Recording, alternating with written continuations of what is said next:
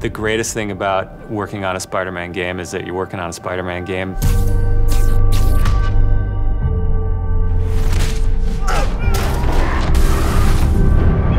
The hardest thing is that it's a Spider-Man game. We really care about storytelling here at Insomniac.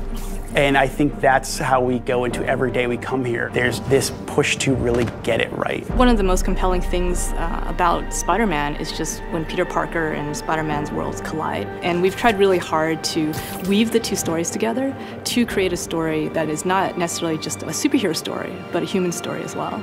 So this Spider-Man is a little different. He's older, he's 23, so he's been Spider-Man for 8 years, and kind of like an athlete in the prime of his career, he's starting to get good at the Spider-Man thing. The nice thing about playing an experienced Spider-Man is that he's already familiar with his powers, right? He's not just discovering them. We always think of Spider-Man as, we call him, the acrobatic improviser.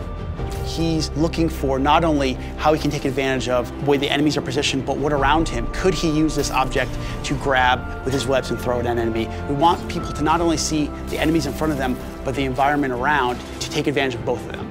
He also knows that the criminals out in the city know how he works as well, so he's got to mix it up. So even though he is more experienced, the challenges are going to be bigger than he's ever faced before.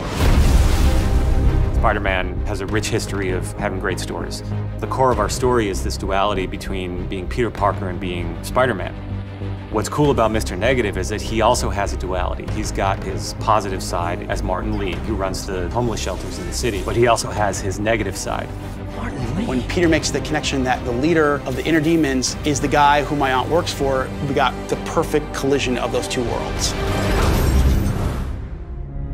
So many people have their own vision of what Spider-Man should look like, what he should sound like, and in the end, we just have to put a new and fresh twist on who he is. And for us, it's really, really important to deliver those big spectacle moments, those near impossible scenarios that only someone like Spider-Man can survive, and put you in that action.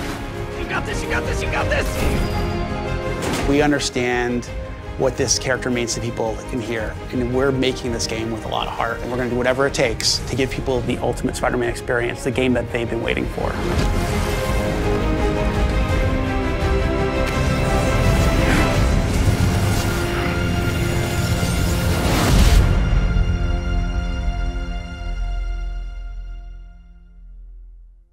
PlayStation